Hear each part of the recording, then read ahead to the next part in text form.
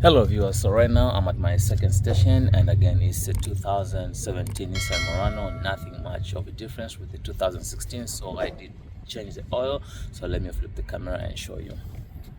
So you can see basically same symptoms. You can see right there the controls also are blown, so we'll change those for the customer. I think the dealership was asking for 1700. We'll find a good deal for the customer as well. So I changed the oil. You can see I put the new oil filter, and we drained the oil already in the drain right there. And this is the filter that I took out from this one, and that one is the other one for the 2016 Nissan Murano. So I filled it up with 0W20 full synthetic right there, 5.1 cost, so it's good to go. The only difference is, okay, not a difference, I think the other 16 Murano, they just misplaced this plastic cover, which is this one right here. So I'm just gonna put that one back on, and then we're going to run the car, reset the light. And on this one, you can see all the tires are out. We threw a rotation on that one. You can see we got all the tires out, and I'm doing a brake job in the back. We're just doing pad slapping. So right now I'm just gonna put the plastic cover back on, and then I'll take you guys to the back, and then we do the brake job. And I didn't show the process to do the oil change. It's basically the same with the 16 Nissan Murano, and we'll be doing a cabin air filter, basically the same process, so I'm not going to show that. So let me put the cover back on, and then I'll bring you guys back to the back. We do the actually pad slapping, because the brake pads are still, they're worn out but not all the way bad. And I think I'll advise the customer to also look into this. You can see they're not yet there, but it's good to do them so that they can save some money just replacing the parts. So let me I'll put the cover back on, and then I'll bring you guys back to the back. Hello viewers, so right now we are at the back of the vehicle. Like I said, on this one we are doing just the rear brake pads, and it's just pad slapping. So we are going to loosen this guy up.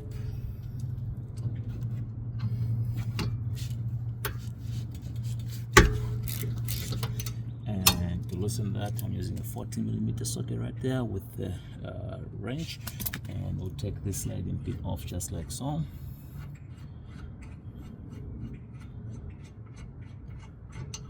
We'll put it on the side, and then we are going to drop the brake caliper just like so.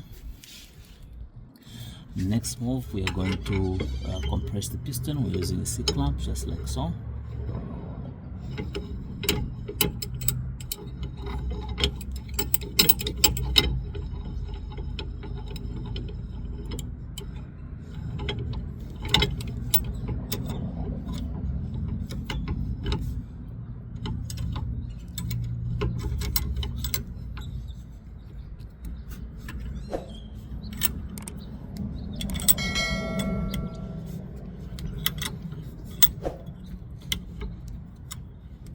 Once it stops moving, that means it is seated fully. So we'll go ahead and take out our piston compressor just like so.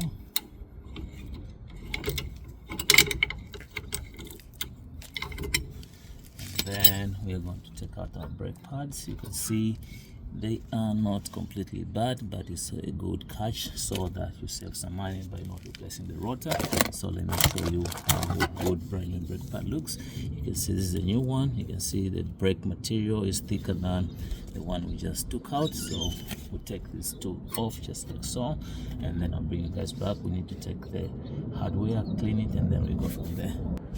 So right now we'll take off the hardware just like so. Put it on the side,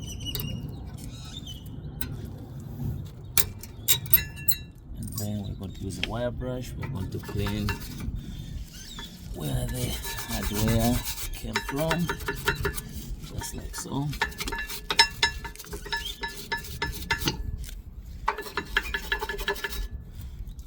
And go back to the inside and do the same. Go on the caliper and do the same. Then I'll start adding this synthetic grease on the hardware and on the caliper, and then let me do that, and I'll bring you guys back. I forgot one thing. We also need to actually clean the hardware just by using a wire brush just like so.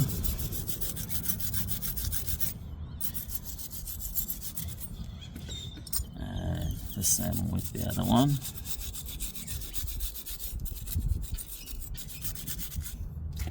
So don't get me wrong, I got new hardware, but I've had bad luck. Most of the times I put the new hardware and then the brakes start making noise. So I really like sticking to the original hardware, especially if they've never changed it, or even if they've changed it, as long as it's not making noise, I'll actually stick to the ones that I find on the car.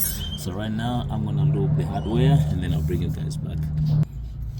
Hello viewers, so I looped the top one. I didn't want to take much time, so right now we are looping the bottom hardware. This is how you do it. And then we'll flip it to the back and just do likewise. Get in there, add some lube in there. And then we are going to actually install the hardware for the bottom, just like so. And then we're going to loop the brake pads and the brake caliper, and then let me do that and I'll bring you guys back. Hello viewers, so just wrapped up this vehicle, put the wheels back together, did the rear brakes, which was just part slapping, put the cabin air filter, put the wheels back together, torqued the wheels to spec, and pumped the brakes to make sure everything is good. And I'm just from driving it to make sure the car is stopping and everything is good. I also checked for leaks so that everything should be good. So all level was good, and right now just finished doing my neighborhood spin to make sure the car is stopping, and it's time to reset the oil light. You can see right there it says maintenance, oil and filter, and then tires. So the way you do this is, let me see if we can focus right there. Now we gotta go this way. This is how you're gonna do it. So you'll be using this panel this side. I don't know if you can see it, but that's the best shot I have. So we are going to actually press this button right here. We'll press OK first.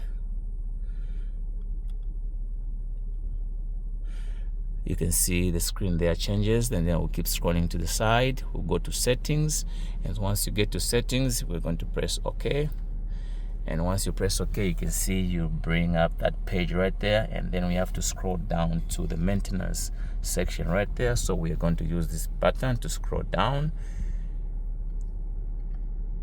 and there we are at the maintenance page right there, and then we are going to press OK. And if you look, the first thing is oil and filter, and we are going to press OK one more time. And then this is what comes up. So you can see you're supposed to change this oil at 5,000. It's full synthetic, and the customer has driven it 1,404 more miles past the due oil change. So what we are going to do right now is we have to scroll down to reset, and to do that you're going to use this button right here. Scroll down, you can see now we are at the reset page, and then we are going to press OK. And then it brings this page there, confirm, reset, cancel, or reset. We have to scroll down to yes, so we are going to use the same console right here. We're going to scroll to yes, and then we're going to press yes with the OK button right there.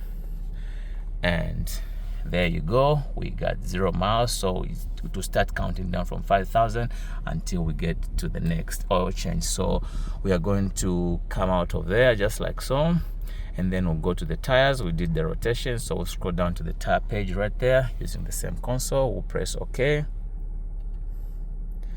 and then you can see it's the same past due mileage for tire rotation. We'll scroll down to the reset button right there page, and then we'll say OK.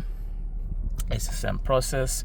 We'll scroll down to the yes, and then we'll press OK, and we got our reset done. So we are going to move out of that page one more time, and let's just check the others one more time and then see what we got right there.